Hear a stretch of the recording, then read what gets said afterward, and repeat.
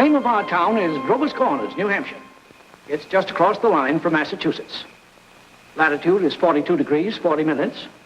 Longitude is 70 degrees, 37 minutes. Running right through the middle of the town is Main Street. Cutting across Main Street on the left is the railroad tracks. Beyond the railroad tracks is Polish Town. You know, foreign folks who come here to work in the mills, a couple of Canuck families, and the Catholic Church. You can see the steeple of the Congregational Church. The Presbyterian is just across the street. The Methodist and the Unitarian are up a block. The Baptist Church is down in the hollow by the river. Next to the post office is the town hall. Jail's in the basement. Brian once made a speech right from those very steps. It's a nice town, know what I mean? Nobody very wonderful ever come out of it, so far as we know. The earliest dates on the tombstones up there in the cemetery say 1670. They're Grovers and Cartwrights and Gibbses and Herseys. Same names as you find around here now. First, we'll show you a day in our town. Not as it is today in the year 1940, but as it used to be in the year 1901. All right, operator, let's start. Yes, sir, that's the way our town looked back in the year 1901. Along Main Street, there's a row of stores with hitching posts and horse blocks in front of them. The first automobile is going to come along in about 5 years. The date is June 7th, 1901. It's just before dawn. Yeah, just about. The sky is already beginning to show some streaks of light in it over there in the east, back of our mountain. The morning star gets wonderful bright the moment before it has to go. The only lights on in the town are in a cottage over in Polish Town where a mother's just giving birth to twins, and down in the depot where Shorty Hawkins is just getting ready to flag the 5:45 for Boston. There she is now. Of course, naturally, out in the country all around, there have been lights on for some time, what with milking and so on. But town folks sleep late. Here comes Joe Crowell delivering the morning papers. So, another day has begun. Here comes Doc Gibbs from that baby case I was telling you about. And this is Doc Gibbs' house. His neighbor is Editor Webb. There's Mrs. Gibbs coming downstairs to get breakfast. Later on, about 1910, she's going out to visit her daughter Rebecca in Canton, Ohio. Mrs. Gibbs is going to die there. Pneumonia. But she's going to be brought back here, and she's going to be buried in the cemetery right here in our town with a whole mess of Gibbses and Percys. In our town, we like to know the facts about everybody. And there's Mrs. Webb coming downstairs to get her breakfast, too. Mrs. Webb was a Grover before she married Editor Webb. Yeah. Children, time to get up. George, Rebecca, Emily, time to get up. Wally, 7 o'clock. Oh, Missy.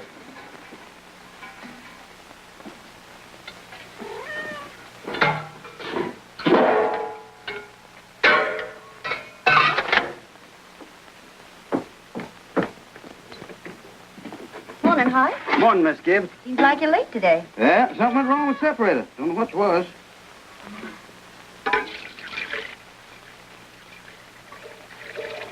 There you be. Thanks, Hoy.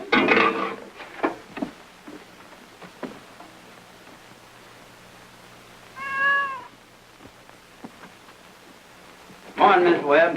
Morning, Mr. Newsom. Mighty fine day. Yeah. How's Miss Newsom? Good. Emily, Wally, George, Rebecca.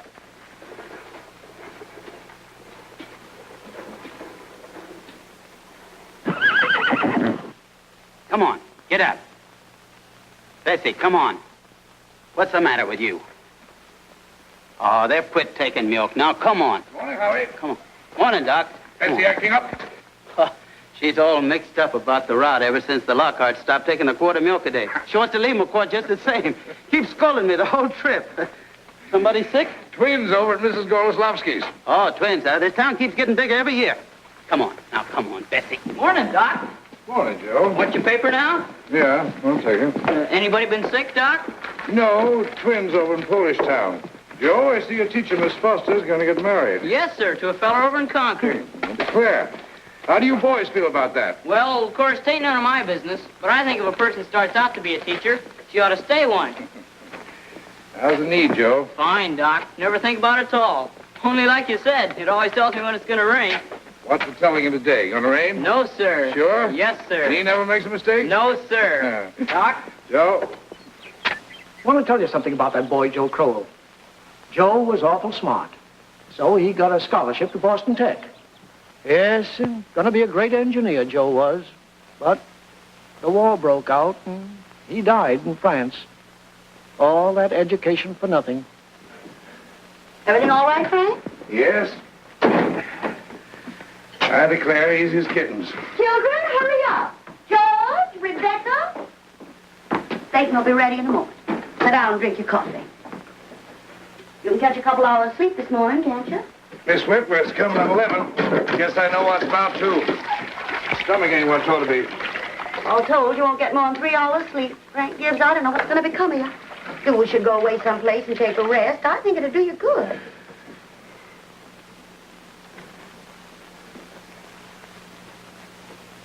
Children, hurry now. Emily, Wally. I declare you have to speak to George. Seems like something's come over him lately. He's no help to me at all. Can't even get him to cut me some wood. Is he sassy to you? He just whines. All he thinks about is that old baseball. George, Rebecca, you'll be late for school. George! George, look sharp. Yes, Pa? Don't you hear your mother calling you? Guess I'll go upstairs and catch 40 winks. Ma, what dress shall I wear? I washed and ironed the blue gingham for you, special. Oh, Ma, I hate that dress. Oh, hush up with you. Every day I go to school dressed like a sick turkey. Why, Rebecca, you always look very nice. Ma, George is throwing soap at me. I'll come up and slap the both of you. That's what I'll do. Hurry up, children. After 7 o'clock. I don't want to call you again.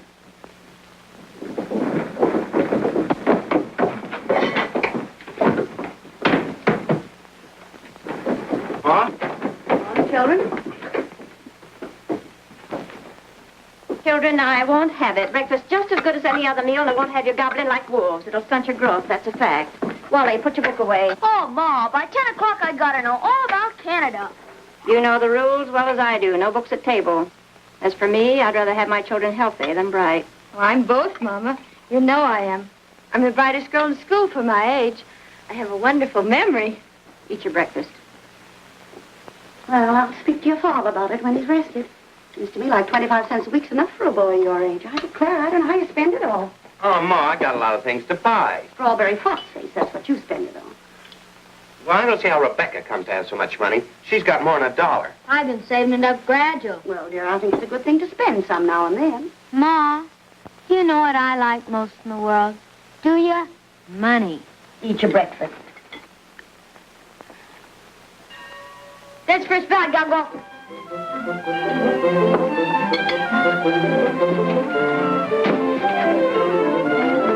Yep, Wally. Bye, Mama. Bye, George. You can play baseball today. Now walk fast, but you don't have to run. Wally, pull up your pants with the knee. Rebecca, give Miss Foster my best congratulations. Can you remember that? Rebecca, pick up your feet.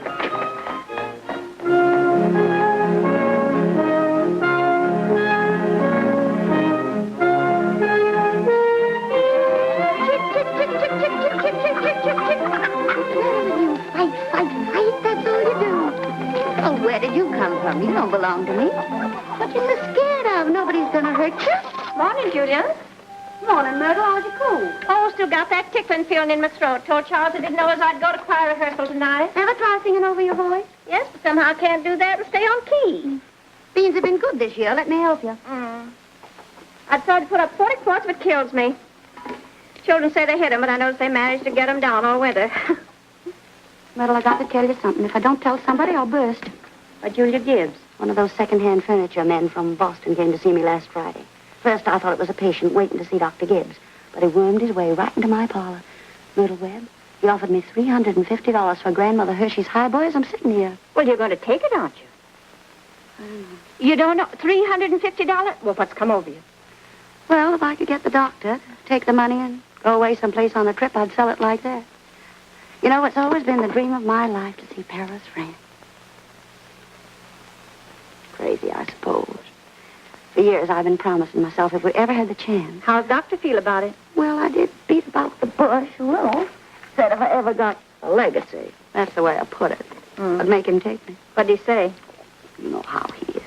Haven't heard a serious word out of him since I've known him. No, he says, might make him discontented with Grover's Corners to go traipsing over Europe. No, let well enough alone, he says. Well, if that second-hand man's real serious about buying it, you sell it, Julia. Then you'll get to see Paris. Just drop a hint from time to time. That's how I got Mr. Webb to take me to see the Atlantic Ocean, you know. Sorry I mentioned it. But it seems to me, once in your life before you die, you ought to see a country where they don't speak in English and don't even want to. That'll do, ladies. Thank you very much. Now we'll skip a few hours.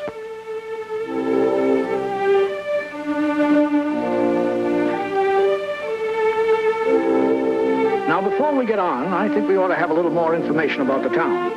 A kind of a scientific account, you might say.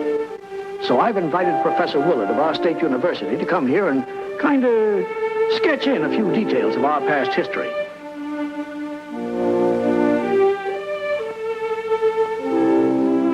There he is now.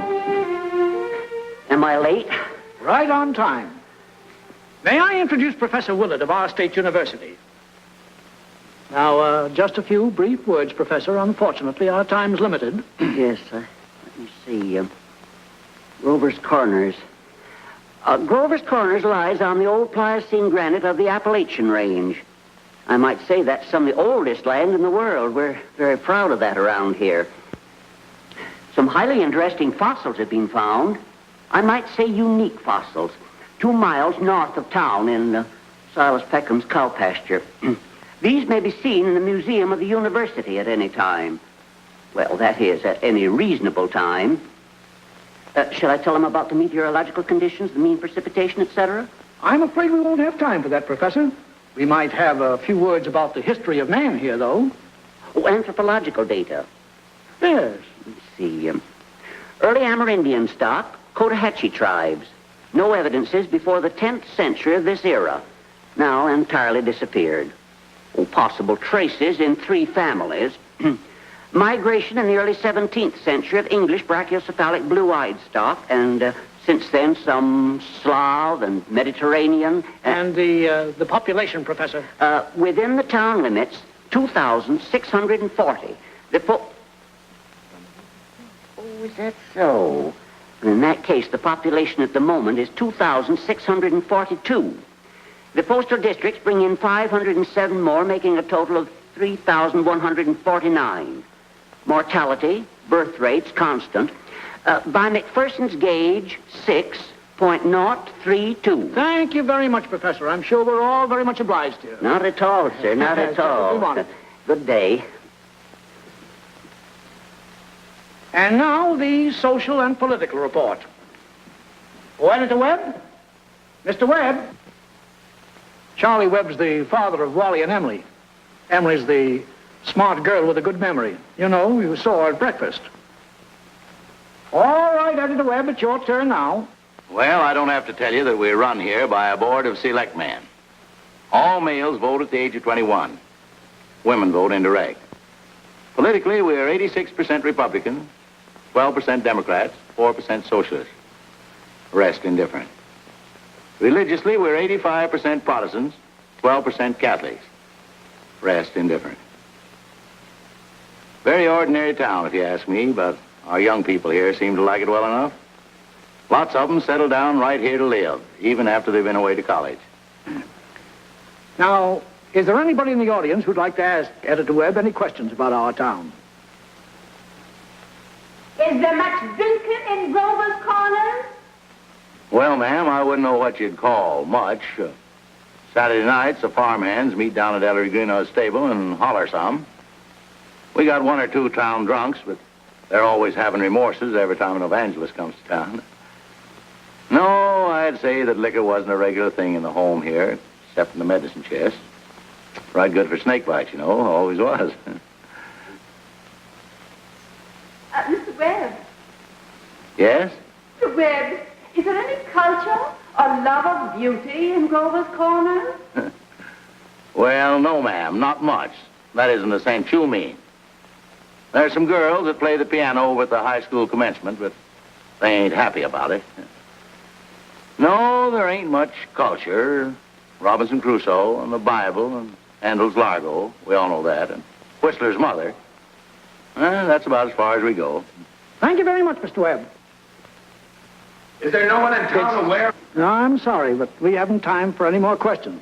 We must be getting on with the picture. It's getting on in the afternoon. All 2,642 have had their dinners. All the dishes have been washed. There's an early afternoon calm about the town. Charlie Webb's going home to mow his lawn. One man in 10 thinks it's a privilege to push his own lawnmower. The afternoon session of school is over. Doc Gibbs is in his office tapping people and making them say, ah, ah. I have to go home and help my mother, I promise. Emily, walk simply. Who do you think you are today? Papa, you're terrible. One minute you tell me to stand up straight, and the next minute you call me names. I just don't listen to you. Golly, I never got a kiss from such a great lady before. Hello, Emily. Oh, hello. You made a fine speech in class today. Well, I was really ready to make a speech on the Monroe Doctrine, but the last minute Miss Foster made me talk about the Louisiana Purchase instead. I worked an awful long time on both of them. Gee, it's funny, Emily. From my window up there, I can see your head nights when you're doing your homework over in your room. Why, can you? You certainly do stick to it, Emily. I don't see how you can sit still that long. I guess you must like school. Well, I feel it's just something you have to go through. What do you think, Emily? We might work out a kind of telegraph from your window to mine, and you could give me a hit every once in a while on those algebra problems. Well, Oh, I don't mean the answers, Emily. Of course not. I mean, just some little hint. oh, I think hints are allowed, so, if you get stuck, George, just whistle to me, and I'll give you some hints. Gosh. You're just naturally bright, I guess. Well, I figure it's just the way a person's born. Yeah.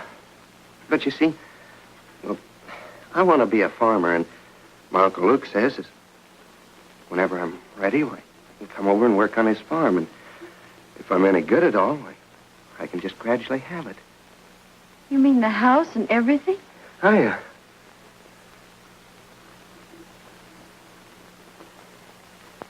Well, I guess I better be getting off the baseball field. Thanks for the talk, Emily.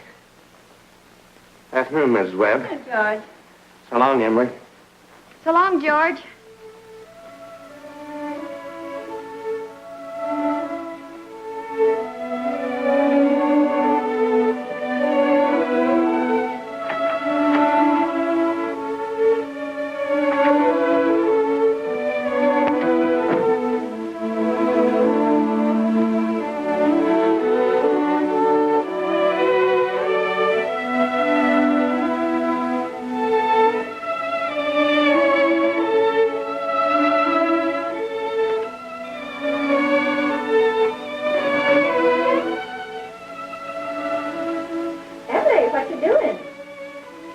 Nothing, Mama. If you're doing nothing, you can come in here and help me with this yarn.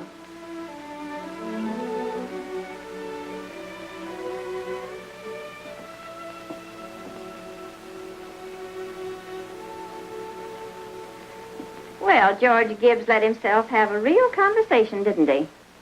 He's grown up. How old would George be? Oh, I don't know. Let's see. He must be around 17. Mama made a speech in class today. I was very good. Mm-hmm. You must recite it to your father at supper. What was it about? The Louisiana Purchase. It was like silk off a spool. I'm going to make speeches all my life. You're holding it too tight, Emily. Yeah, that's better. Mama, will you answer me a question? Serious? Seriously, dear, not serious. Seriously, will you? Of course I will. Mama, am I good looking? Of course you are. Both my children have got good features. Be ashamed if they hadn't. Oh, Mama, that's not what I mean. What I mean is, am I pretty? I've already told you yes. Now, that's enough of that. You got a nice, young, pretty face. Never heard such foolishness. Oh, Mama, you never tell us the truth about anything. I am telling you the truth. Mama, were you pretty? Yes, I was, if I do say it.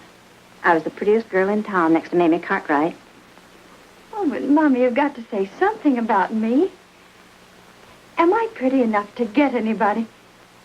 Well, to get people interested in me. Emily, you make me tired. Now stop it. You're pretty enough for all normal purposes.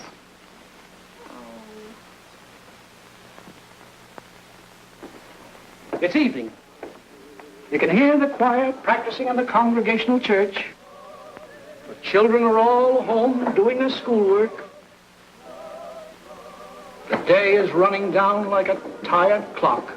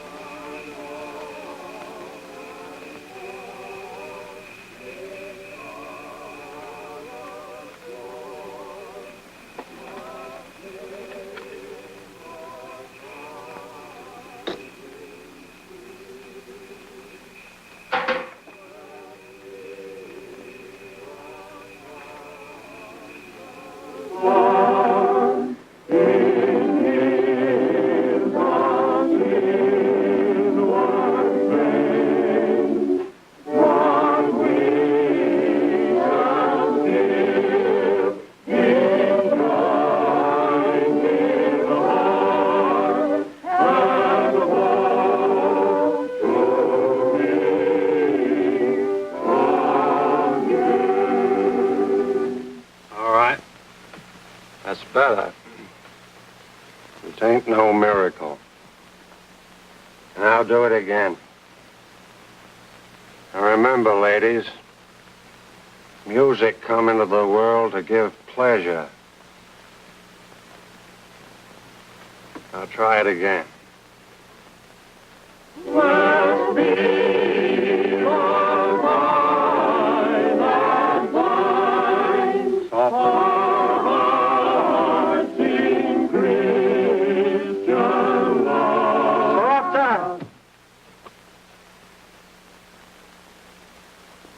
Listen, everybody. Get it out of your minds that music's only good when it's loud. You leave loudness to the Methodists. You couldn't beat them, even if you wanted to. Once again now, art thou weary? Art thou languid? It's a question, ladies and gentlemen. Make it talk. Oh, and remember, on Sunday, take the second verse real soft. Sort of die out at the end. Ready?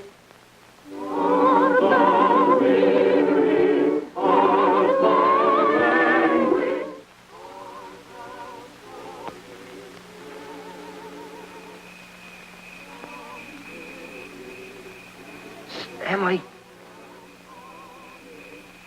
Oh, hello. Hello. I can't work at all. The moonlight's so terrible.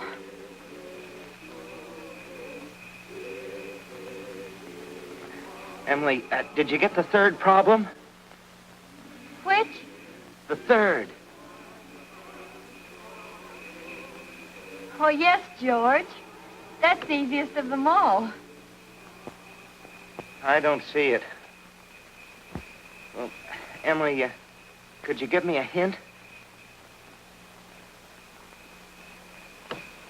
Well, I'll tell you one thing. The answer's in yards. In yards? What do you mean? Square yards. Oh, square yards. Well, yes, George, don't you see? Yeah. Square yards of wallpaper. Oh, I see. Square yards of wallpaper. Thanks a lot, Emily. You're welcome.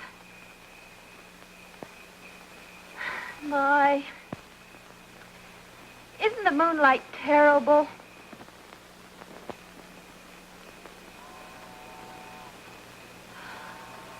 I think if you hold your breath, you can hear the train all the way to Kentucky.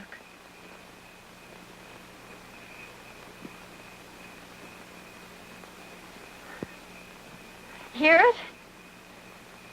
Oh, what do you know? Well, I guess I'd better get back now and try to work. Good night, Emily. Good night, George. Oh, George, can you come down a minute? Yes, Paul.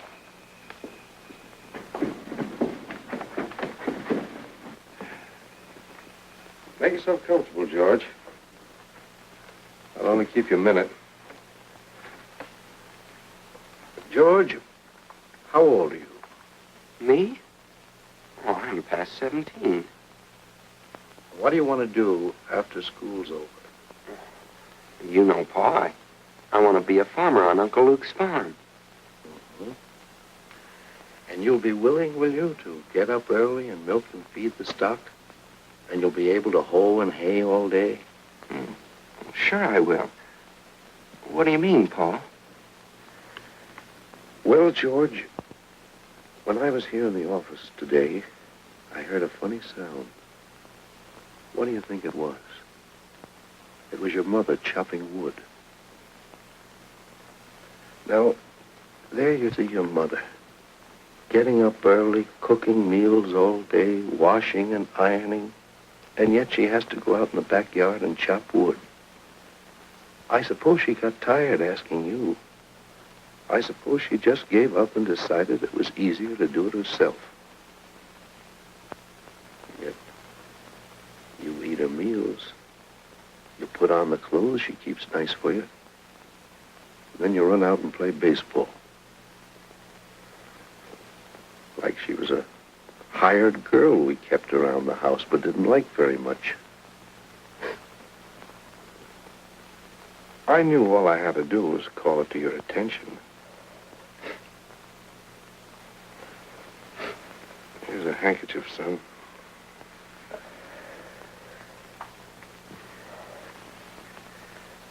I wonder what's happened to your mother. Choir practice never was as late as this before. It's only 8:30, Pa. I don't know what she wants in that choir anyway. She hasn't got any more voice than an old crow. Traipsing around the street this hour of the night.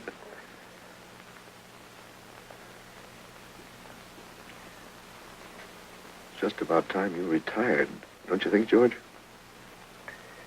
Yes, Pa.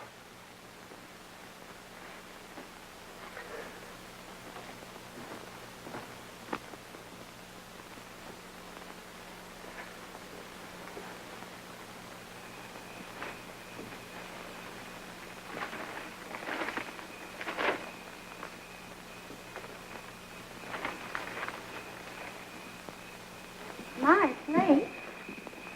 Real nice choir practice, wasn't it? Myrtle Webb, look at that moon. Potato weather, sure. Well, naturally, I didn't want to say a word about it in front of those others. But now we're alone. Really, it's the worst scandal that ever was in this town. What? Why, Simon Stimpson. No, Luella. But, Julia, to have the organist of a church drink, and drunk year after year. Luella. Julia, you know he was drunk tonight. Now, Luella, we all know about Mr. Stimpson, and we all know about the troubles he's been through. And Dr. Ferguson knows, too. And if Dr. Ferguson is willing to keep him on in his job there, the only thing the rest of us can do is just not to notice it. Not to notice it? But it's getting worse. No, it ain't, Luella. It's getting better. I've been in that choir twice as long as you have, and it doesn't happen anywhere near so often. Oh, my. I hate to go to bed on a night like this. Well, good night, Luella. Good night. Good night, Julia. Night, Myrtle. You can get home all right, Luella? Oh, it's bright as day. I can see Mr. Soames scowling at the window now. You think we've been to a dance the way the menfolk carry on. Good night, Julia. Good night, Luella. See you on Sunday. See you then.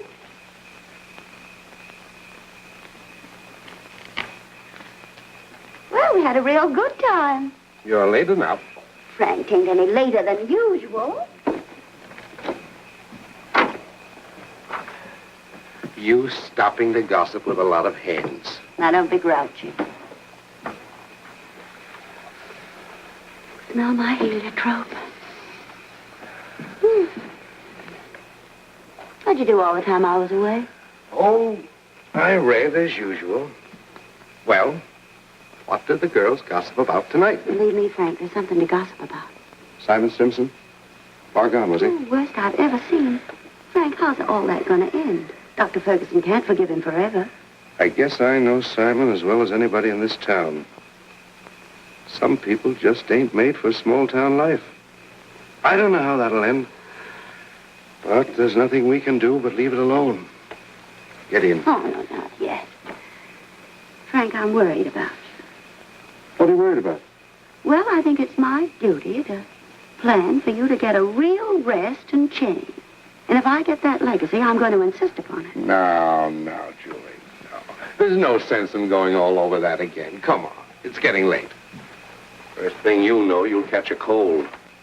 I gave George a piece of my mind tonight. I reckon you'll get your wood chop. For a little while, anyway. You know, Frank, Mrs. Fairchild always locks the front door every night. All the people up in that part of town do. They're all getting too cityfied. That's the trouble with them. They haven't got a thing fit to burgle, and everybody knows it. Good evening, Constable. Evening, Mr. Webb. Quite a moon. Yeah. All quiet tonight? Simon Stimpson is rolling around a little.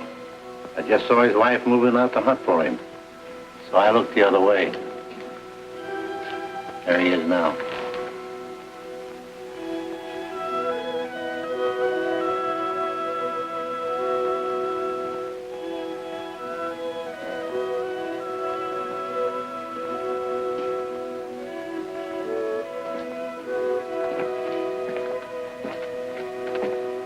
Good evening, Simon.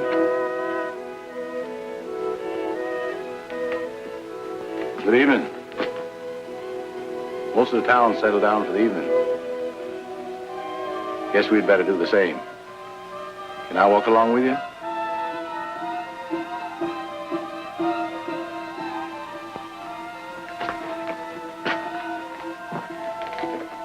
Good night.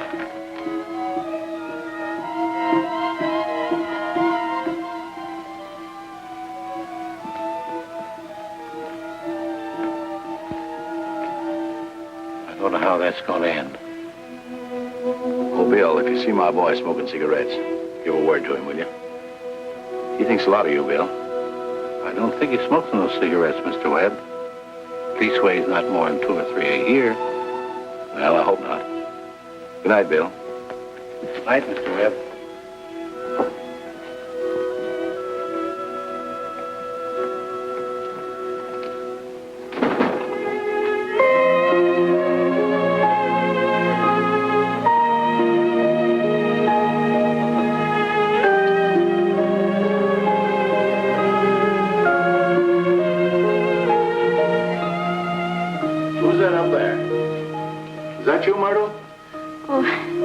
it's me, Papa. Why aren't you in bed? I don't know. I just can't sleep yet, Papa. The moonlight's so wonderful, and the smell of Mrs. Gibbs' heliotrope. Can you smell it? Yes. Having any troubles on your mind, have you, Emily? Troubles, Papa? No. Well, don't let your mother catch you. Good night, Emily. Night, Papa.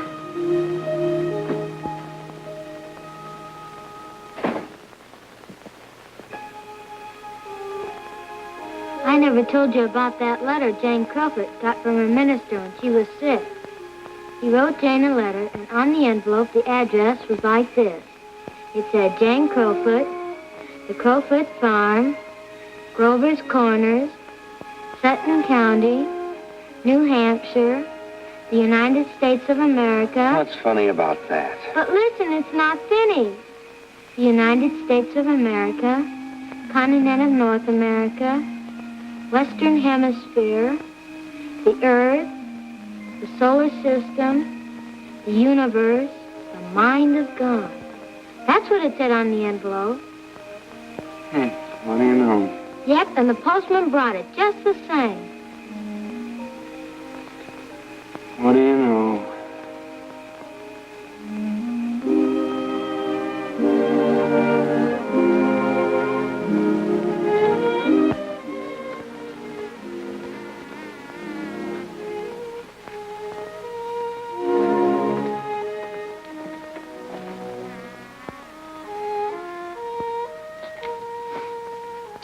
Well, 3 years have gone by. The sun's come up over 1,000 times. Summers and winters have cracked the mountains a little bit more, and the rain's brought down some of the dirt. Some babies who weren't even born before have begun talking regular sentences already. And some folks who thought they were right young and spry have discovered they can't bound up a flight of stairs the way they used to without their hearts fluttering a little. All that can happen in 1,000 days. Nature's been pushing and contriving in other ways, too. A number of young people fell in love and got married. Most everybody in the world gets married. In this town, there aren't hardly any exceptions. Most everybody climbs into the grave married. What you've seen is called the daily life. Let's call what you're going to see love and marriage. So it's 3 years later. It's 1904. It's July 7th, just after the high school commencement. That's the time most young people jump up and get married. As soon as they've passed their final examinations in solid geometry and Cicero's orations, that's the time most young people think themselves fitted to get married. It's early morning again. Only this time it's been raining. It's been thundering and pouring. I don't know. May start in again any moment. Yeah? There's the 5:45 for Boston. And there's Cy Crowell delivering the papers like his brother before him. And there's Mrs. Gibbs and Mrs. Webb coming downstairs to get breakfast just as though this were an ordinary day. I don't have to point out to the women in the audience that both these ladies they see before them, both these ladies have been cooking 3 meals a day, one of them for 21 years and the other for 25, and never took a summer vacation. They raised 2 children apiece, washed, cleaned the house, and never had a nervous breakdown. And here comes Howie Newsom and Bessie delivering the milk.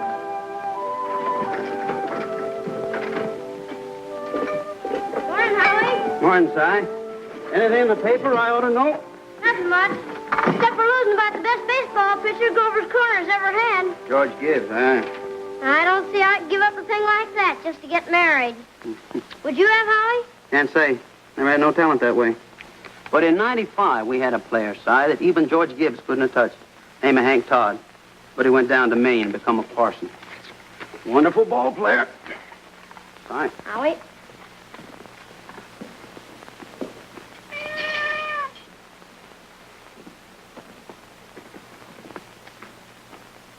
Morning, Miss Gibbs.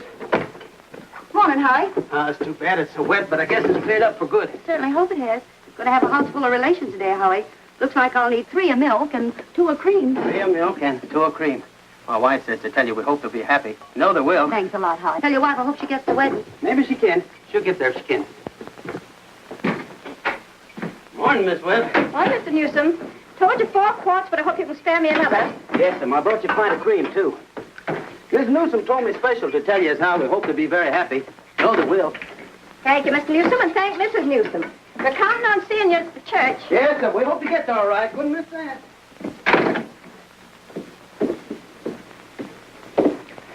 Well, Ma, day's come. We're losing one of your chicks. Frank Gibbs, don't you say another word. I feel like crying any minute. Sit down, drink your coffee. Groom's upstairs shaving himself, only there ain't very much to shave. He's whistling and singing like he was glad to leave us. Every now and then saying, I do, to the mirror. But it don't sound convincing to me. I declare, Frank, I don't know how he's going to get along. I've always arranged his clothes for him, seen to it that his feet were dry and he had warm things on. They're too young, Frank. Emily will never think of those things. You'll catch his death a cold within a week. I remember my wedding morning, Julie. Don't stop that, Frank, here. I was the scaredest young fellow in the state of New Hampshire. Thought I'd made a mistake for sure. And when I saw you coming down the aisle, I thought you were the prettiest girl I'd ever seen. The whole trouble was I'd never seen you before. There I was, right in the Congregational Church, being married to a total stranger. Well, how do you think I felt? I tell you, Frank, weddings are perfectly horrible things. Farces, that's what they are. Made something for you. Why, Julie Hersey. French toast. It ain't hard to make. Besides, I had to do something. How'd you sleep last night, Julie? Heard a lot of hours struck off. I get a shock every time I think of George setting out as a family man. That great, gangling thing. I tell you, Julie, there's nothing in the world so terrifying as a son. The relation between a father and a son is the dangest, awkwardest... Well, mother and daughter's no picnic, I can tell you. I do. I do. I do. They'll have a lot of trouble, I suppose, but that's none of our business. Everybody's got a right to their own trouble. You know one thing that scared me when I married you? Go along with you. I was afraid we didn't have material for conversation more than it'd last a few weeks.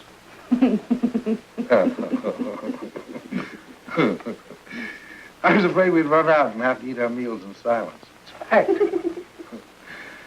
Well, you and I have been conversing for 20 years without any noticeable barren spells. Good weather, bad weather, tain't very choice, but I always find something to say. Did you hear Rebecca stirring around up there? No. This is the only day in the year when she isn't managing everyone's affairs up there. She's hiding in her room, and I have an idea she's crying. Land sakes, this has got to stop. Rebecca? Rebecca, come and eat your breakfast.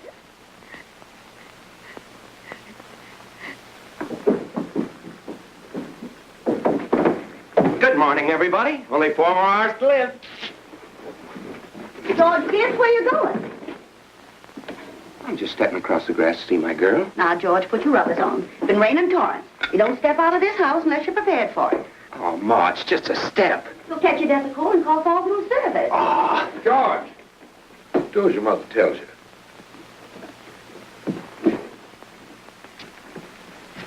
From tomorrow on, you can kill yourself in all weathers. But when you're in my house, you'll live wisely, thank you.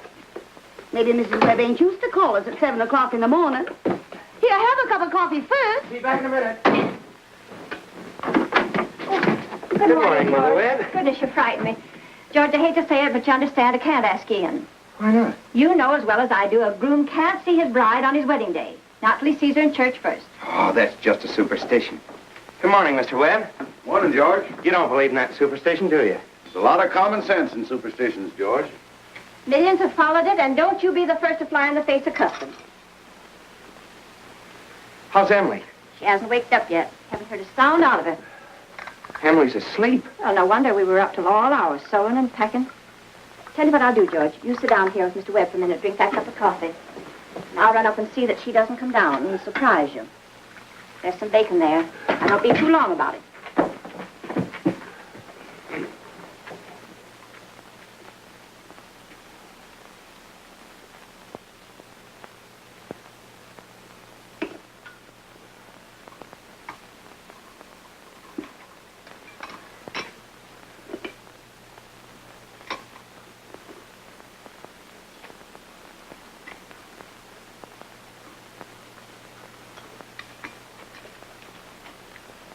Well, George, how are you?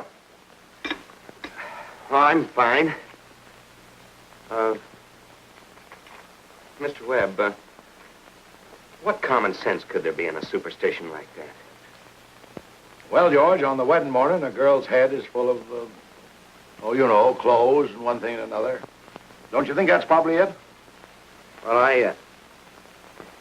Guess I never thought of that before. The girl's apt to be mite nervous on her wedding day. Gee, I wish a person could get married without all that marching up and down. Every man that's ever lived has felt that way, George. But it hasn't been any use. It's the women folks who've built up weddings, my boy. Man looks mighty small at a wedding, George. All those good women standing shoulder to shoulder, making sure that the knot's tied in a mighty public way. Well, you believe in it, don't you, Mr. Webb? Oh, yes. Oh, yes. Now, don't misunderstand me, George. Marriage is a wonderful thing. A wonderful thing. Don't you forget that, George. No, sir.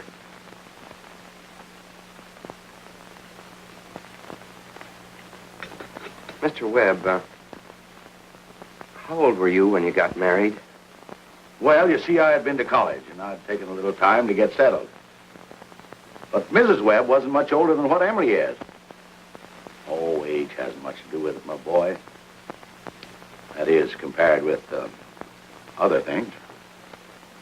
What were you going to say, Mr. Webb?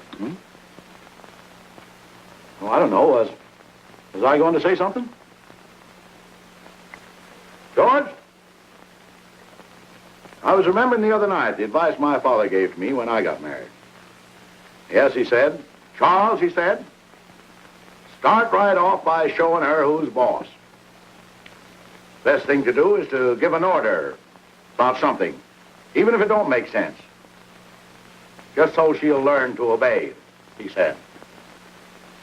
Then he said, if anything about her irritates you, conversation or anything, get right up and leave the house. That'll make it clear to her. And oh, yes, he said, never tell your wife how much money you have. Never. Well, I couldn't exactly do that. So I took the opposite of his advice, and I've been happy ever since. So let that be a lesson to you, my boy. Never ask advice of anybody on personal matters. George, Emily's got to come down and eat her breakfast. She sends you love, but she don't want to lay eyes on you. Goodbye. Goodbye. Myrtle, I guess you didn't know about that older superstition. What do you mean, Charles? Since the caveman, no bridegroom should see his father-in-law on the day of the wedding or near it. Remember that.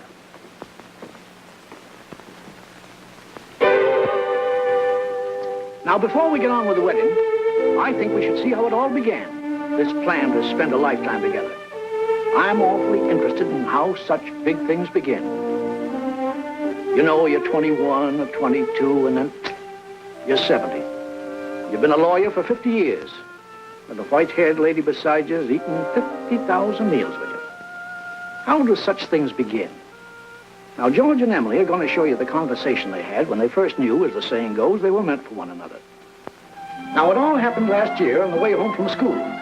George had just been elected president of the senior class, and Emily had just been elected secretary and treasurer. Now, you all know how important that is. Emily, can I carry your books home for you? Well, thank you. It isn't far. Bob, if I'm late, start practicing. Give Herb some long high ones. All right. Awfully glad you were elected, too, Emily. Thank you. Emily, why are you mad at me? Well, I'm not mad at you. You've been treating me so funny lately. Well, since you asked me, I might as well say it right out, George. Goodbye, Miss Corcoran. Emily? Hi, Miss Cochran. George? What is it? I don't like the whole change that's come over you this last year. I'm sorry if that hurt your feelings, but I just got to tell the truth and shame the devil. A change? What do you mean? Well, up to a year ago, I used to like you a lot. I used to watch you while you did everything. Because we'd been friends for so long. And then you started spending all your time at baseball, and you never stopped to speak to anybody anymore. Not to really speak. Not even to your own family you didn't. And George, it's a fact. Since you've been captain, you got awful stuck up and conceited, and all the girls say so. Hurts me to hear them say it, but I have to agree with them a little because it's true. Oh, gosh, Emily. I never thought that such a thing was happening to me. I guess it's hard for a fellow not to have some faults creep into his character. Always expect a man to be perfect, and I think he should be. Well,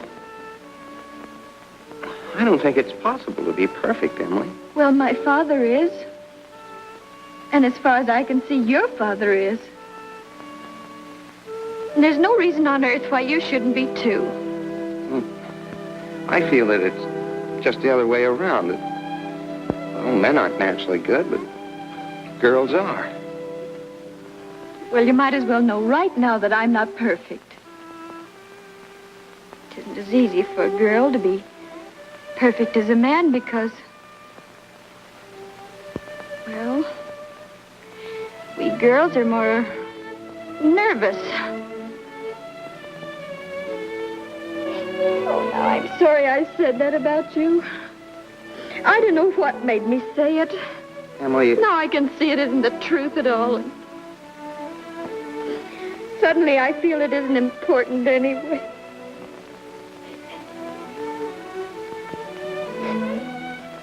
Emily, would you like a ice cream soda or something before you go home?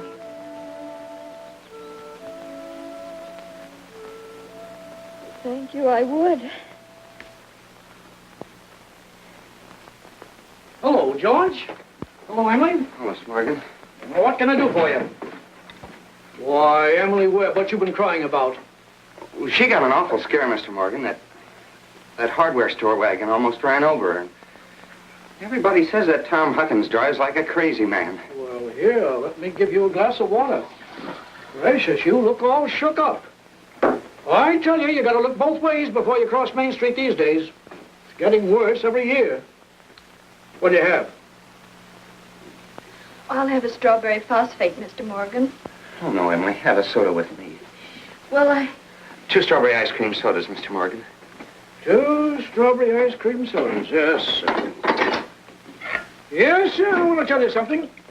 There are 275 horses in Grover's Corners this very moment I'm talking to you.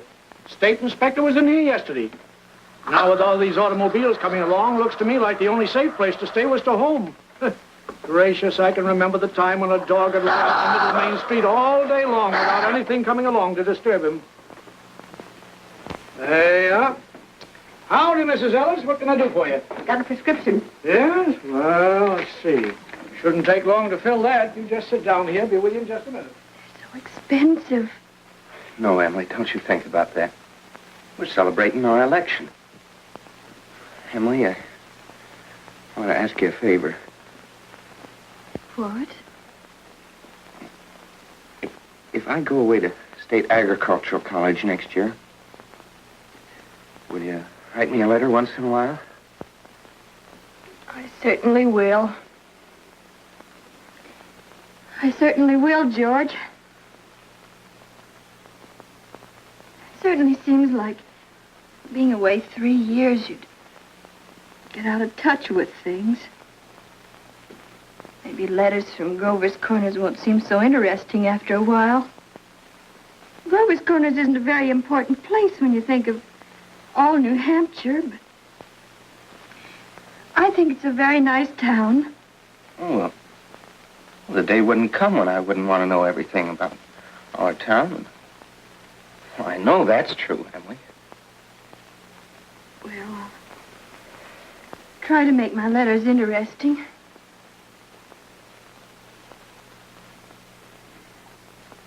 You know, Emily, meet a farmer, I ask him if he thinks it's important to go to agricultural school to be a good farmer. Why, George. Yeah, and some of them even say it's a waste of time. And well, you can get all that stuff anyway in the pamphlets the government puts out. Well, Uncle Luke's getting pretty old, and he's about ready for me to start taking over his farm. Tomorrow, if I could. Oh, but, George, maybe it's important for you to go and learn all that about cattle judging and soils and those things. Of course, I don't know. Emily, I'm going to make up my mind right now. I won't go. I'll tell Pa about it tonight. But, George, you don't have to decide right now. It's a whole year away. Emily, I'm glad you spoke to me about that fault in my character. Everything you said was right, but there was one thing wrong with it. That's when you said I wasn't noticing people. You, for instance. You say you were watching me when I did everything. I was doing the same thing about you all the time. Why? Sure, I always thought about you as one of the chief people I thought about. I always made sure where you're sitting on the bleachers, and who you were with. And well, for 3 days now, I've been trying to walk home with you, but something always got in the way. And yesterday, I was standing out by the wall waiting for you. And I walked home with Miss Cochran. Oh, George. Life's awful funny. How could I have known that? I thought... Emily, I'm going to tell you why I'm not going to agricultural school. I think that once you've found a person that you're very fond of, a person who's fond of you, too, likes you well enough to be interested in your character, I think that's just as important as college is, and even more so. That's what I think. I think it's awfully important, too. Emily? Yes, George? Emily, if I do improve and make a big change, would you be... I mean, could you be... I am now. I always have been.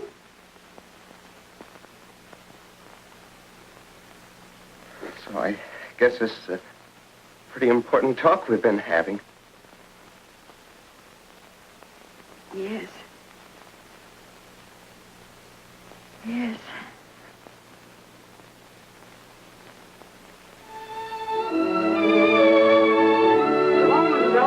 Dave.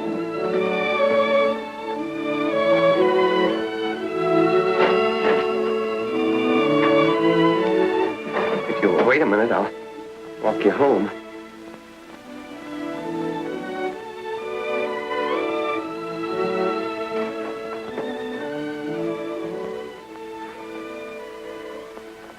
Mr. Morgan.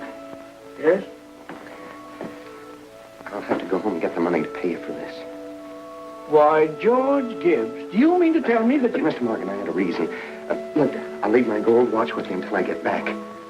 No, you keep your watch, George. I'll trust you. But I'll be back in 5 minutes. I'll trust you for 10 years, George. Not a day more, though.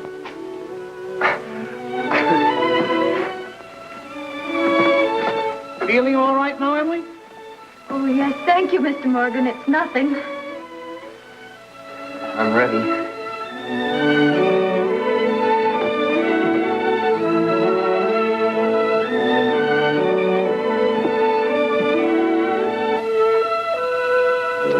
Well, now to get on with the wedding. There's a lot of things to be said about a wedding. We can't get them all into one wedding, naturally. Especially not a wedding in Grover's Corners, where weddings are mighty short and plain. People think a lot of thoughts during a wedding.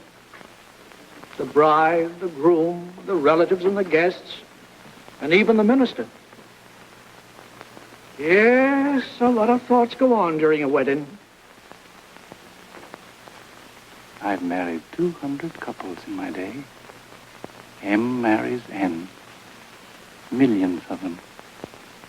The cottage, the go-kart, the Sunday afternoon drives in the country, the first rheumatism, the grandchildren, the second rheumatism, the deathbed, the reading of the will. Once in 1,000 times it's interesting. I don't know why on earth I should be crying. I suppose there's nothing to cry about. This morning at breakfast, it just come over me. There was Emily eating her breakfast as she's done for 17 years. She's going out of my house. I suppose that's it. I never felt so alone in my whole life. I don't want to get married. Why can't I stay for a while as I am? Papa, darling, don't you remember what you used to say all the time, that I was your girl? I don't want to get married.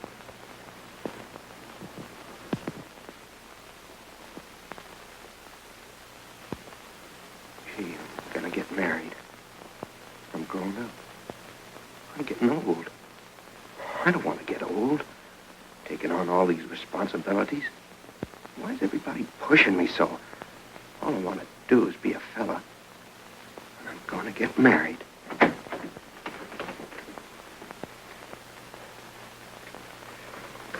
Cheer up, Ma. I'm getting married. Come on, Ma.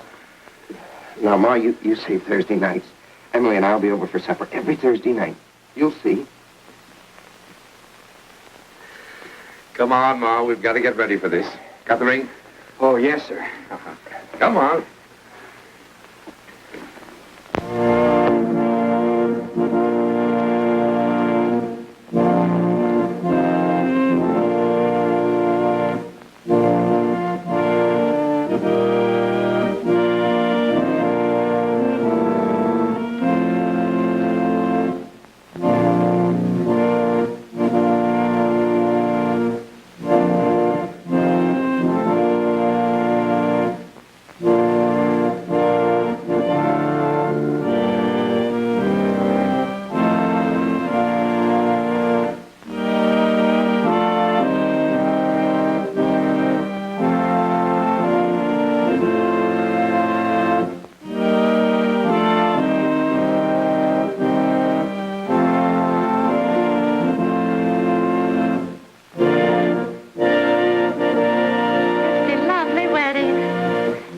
Wedding I ever saw. Oh, I do love a good wedding, don't you?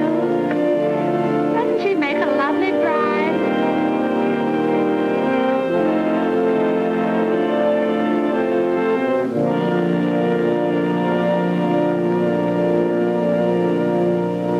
Dearly beloved, we are gathered together here in the sight of God and in the face of this company to join together this man and this woman in holy matrimony. Don't know when I've seen such a lovely wedding. I always cry. I don't know why it is, but I always cry. And in the fear of God. I just like to see young people Into happy. this holy estate, these two persons They're such a lovely present come now couple. to be joined. I've never been to such a Require and nice charge you wedding. both, in sickness I'm and sure. in health, to love and to cherish till death you do part, according to God's holy ordinance, and thereto plight her your troth. I do. Do you, Emily, take George to your wedded husband, to have and to hold from this day forward, for better, for worse, for richer, for poorer, in sickness and in health, to love and to cherish till death you do part, according to God's holy ordinance, and thereto plight him your troth? I do. What token dost thou give of thy sincerity? With this ring, With this ring, I thee wed. I thee wed. For as much as George and Emily have consented together in holy wedlock, and have witnessed the same before God and this company, and have declared the same by giving and receiving a ring, I pronounce that they are husband and wife. Amen.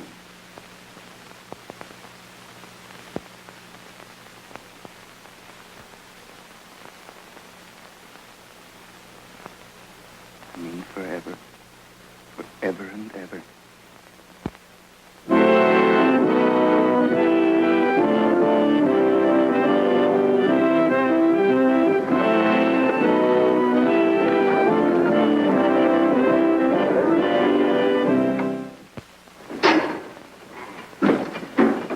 Pay you first of the month, like usual. Hey, you, Howie.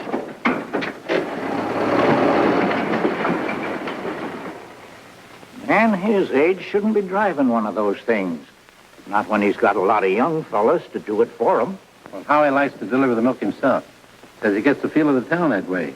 You know, in all these years, he never kept a book. Carries all the accounts in his head. I hear he's been doing so well, he's begun locking his front door at nights. Afraid of burglars.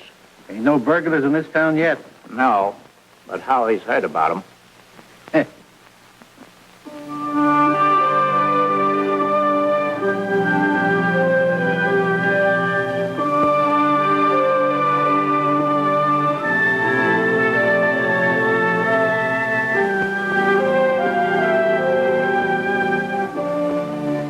This time, 9 years have gone by, friends.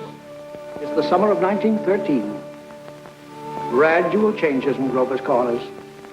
Horses are getting rarer. Farmers are coming into town now in Fords. Still, you'd be surprised, though, on the whole.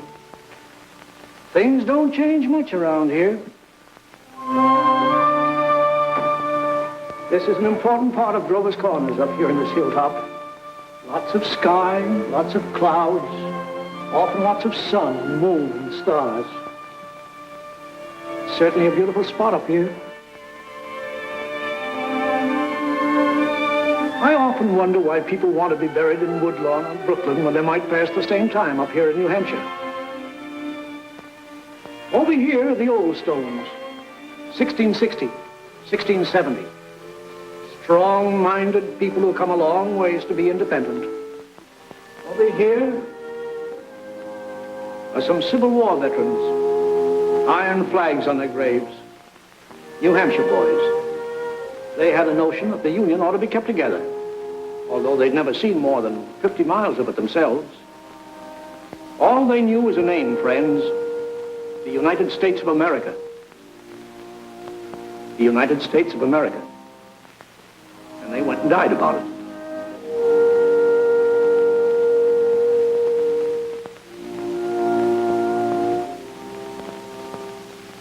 This is the new part of the cemetery. There's Mrs. Soames, who enjoyed the wedding so much, remember? And there's our friend, Mrs. Gibbs. Yeah, Doc Gibbs lost his wife 3 years ago, just about this time. And Editor Webb's boy, Wallace, whose appendix burst on a Boy Scout trip to Crawford Notch. There's Mr. Stimson, the organist at the Congregational Church. He drank a lot, they used to say. Hung himself in the attic. They tried to hush it up, but of course it got around. He wrote his own epitaph. Ain't a verse exactly, it's just a lot of notes. I wouldn't know what it was. It was all read up in the Boston papers at the time, though. A lot of sorrows kind of quieted down up here, too. All those important things, mother and daughter, husband and wife, enemy and enemy, money and miser. All those terribly important things. The earth part kind of burns away, burns out. And what's left? What's left when memory is gone? And your identity, Mrs. Smith? Something eternal. We all know down in our bones that something is eternal, and that something has to do with human beings. All the greatest people that have lived for the past 5,000 years have been telling us that. And yet you'd be surprised how we lose sight of that fact. There's something eternal about every human being. I guess I'm thinking these thoughts today on account of our friend Emily. Another baby's expected down at that happy home we saw started. It's Emily's second. There's a little boy about 6 years old. But this time Emily's pretty sick. Doc Gibbs is going around these days with a mighty worried face.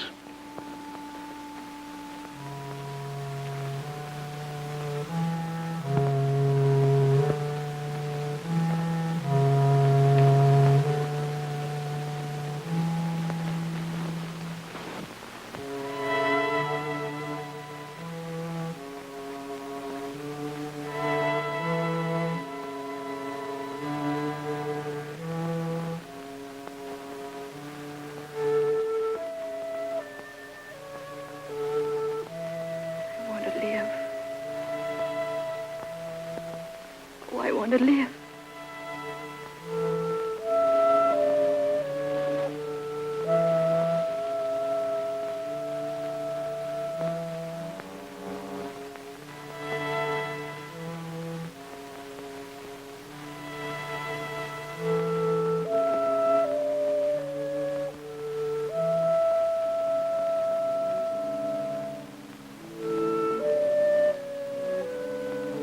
Who's coming now, Julia? My daughter-in-law, Emily Wade. What ails her? Trouble bringing a baby into the world. Why, I remember Emily's wedding. Wasn't it a lovely wedding? I remember I called on George and Emily at their farm just before I died. Perfectly beautiful farm.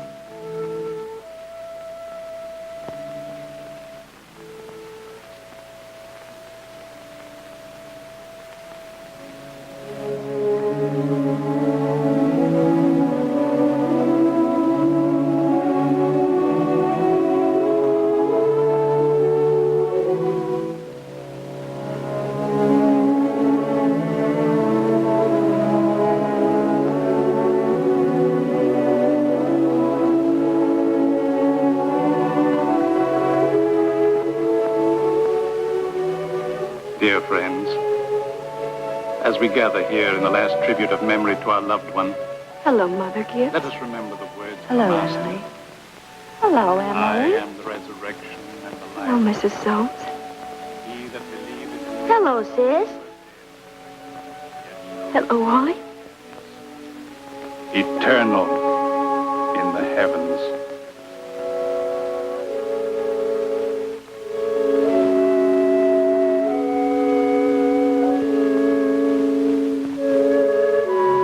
Mother Gibbs, they're going.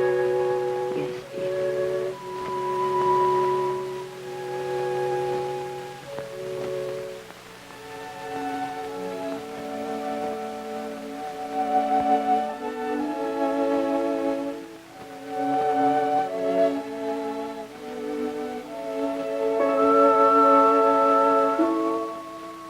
Father Gibbs is bringing some of my flowers to you, Mother Gibbs.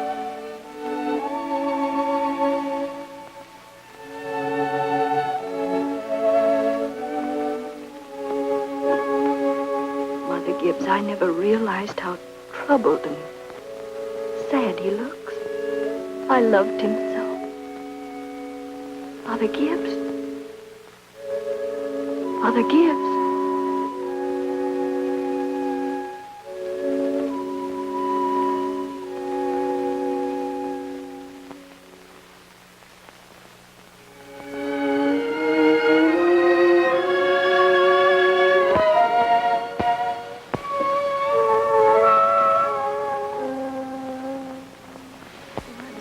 Tired, Mother Gibbs. Mother Gibbs, when does this feeling go away? Seems strange here. How long does it... dear. Just wait. Be patient. How do you do, Mr. Stimson? How do you do, Emily? Mother Gibbs, George and I have made that farm into just the best place you ever saw. We thought of you all the time. We wanted to show you the new barn and a great long cement drinking fountain for the stock.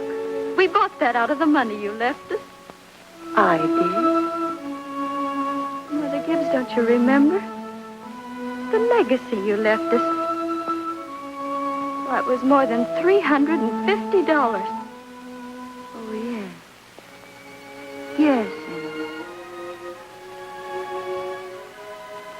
It won't be the same to George without me.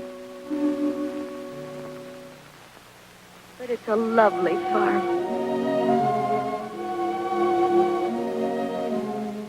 My boy's spending the day at Mrs. Carter's. Oh, Mr. Carter, my little boy is spending the day at your house. Yes? Yes, he loves it there. Mother Gibbs, one can go back in memory and live each of those days over again. Why, just then, for a moment, I was thinking about the farm. For a moment, I was there. And my baby was in my arms as plain as day. Yes, but when you've been here longer, you'll realize that our life here is to forget all that. To think of what is ahead and be ready for what is ahead. But, Mother Gibbs, how can I ever forget that life? It's all I know. It's all I have. One can go back and live all those days over again. I feel it. I know it. You not only live it, you watch yourself living it. I'll choose a happy day. Oh, Emily, it isn't wise. Really, it isn't. I'll choose the day I first knew I loved George.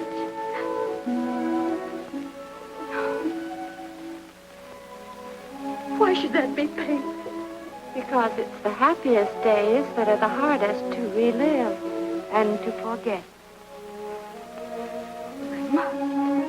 I must. Then choose an unimportant day. Choose the least important day in your life. It will be important enough.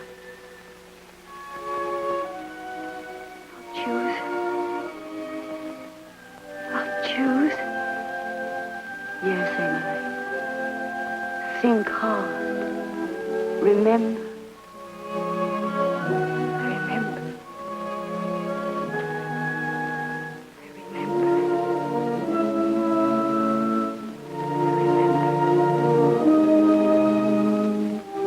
But there's Main Street. That's Mr. Morgan's drugstore before he changed. And there's the livery stable. That's the town I knew as a little girl. And look. There's the old white fence that used to be around our house. Oh, I'd forgotten that. I love it so.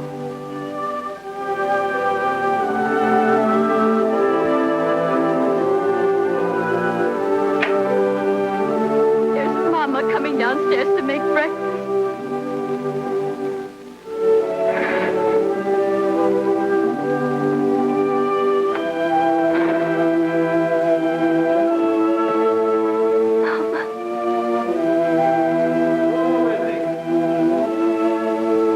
Look, there's Howie Newsom.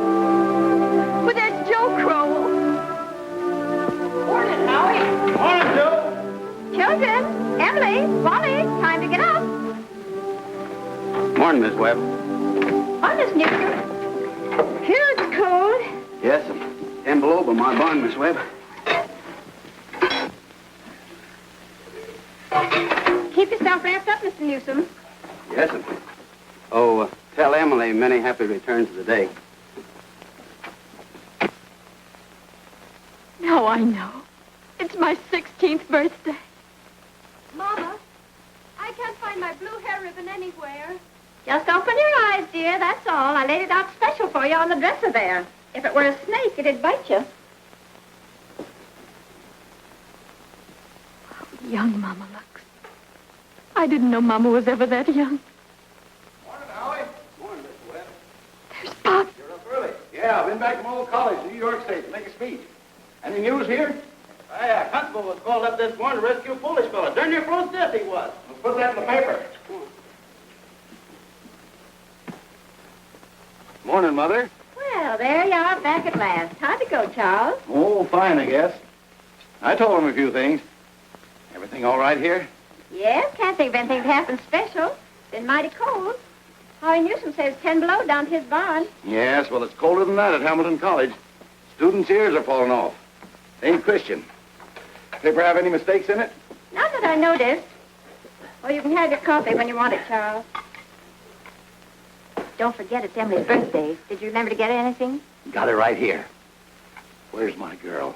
Where's my birthday girl? Don't interrupt her now, Charles. You can see her at breakfast. She's slow enough as it is. I can't bear it. Why did they ever have to get old? Mama, I'm here. I'm grown up. Oh, I love you all.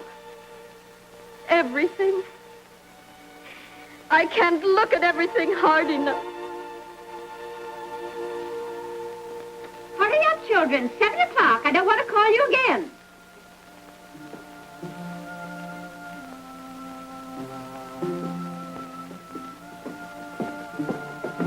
Morning, Mama.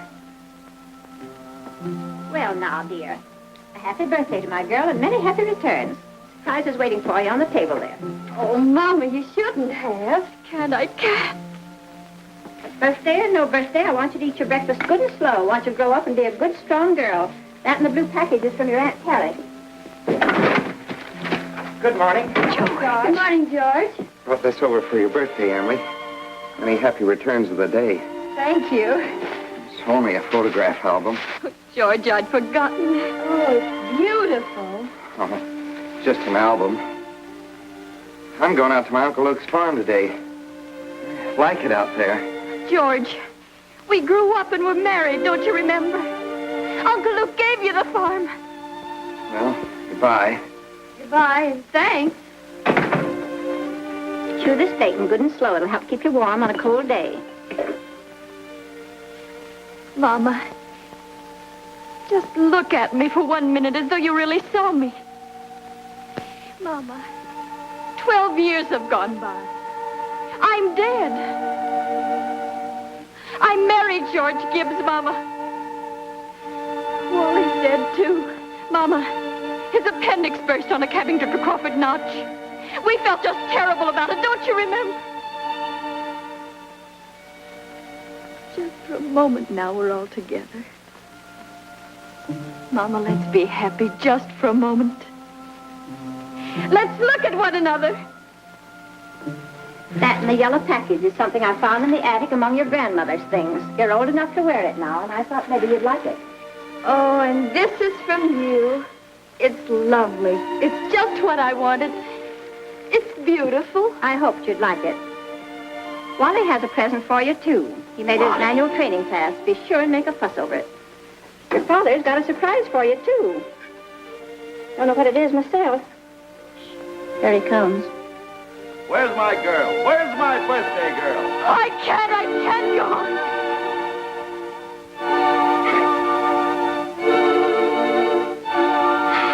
It goes so fast. We don't have time to look at one another.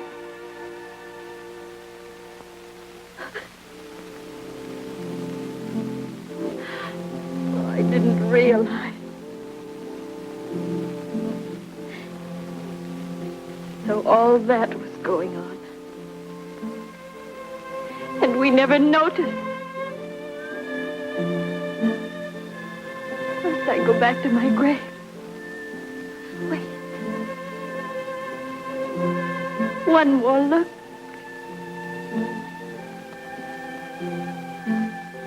Goodbye. Goodbye, world. Goodbye, Grover's Corner. Mama, Papa. Goodbye to clocks ticking. My butternut tree and Mama's sunflowers. Food and coffee. New iron dresses and hot baths. And sleeping and waking up. Oh, Earth, you're too wonderful for anybody to realize you. Do any human beings ever realize life while they live it? Every minute. Oh, I want to live, I want to live, I want to live. Of course you do, Emily. Of course.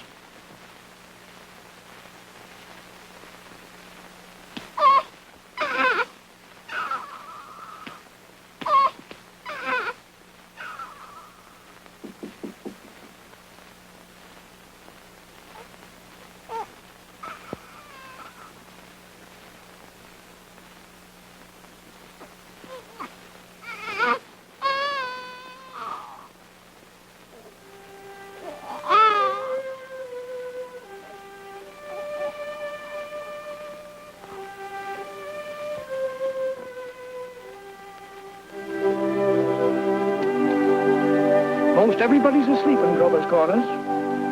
Oh, there are a few lights on. Down at the depot, Shorty Hawkins has just watched the Albany train go by. And, of course, out in George and Emily's farm, they're still up. Talking over the new baby, I suppose. It's like what one of those Midwestern poets said. You gotta love life to have life, and you gotta have life to love life.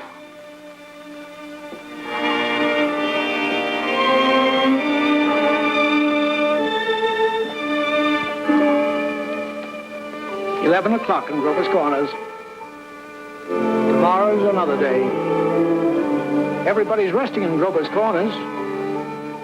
You get a good rest, too.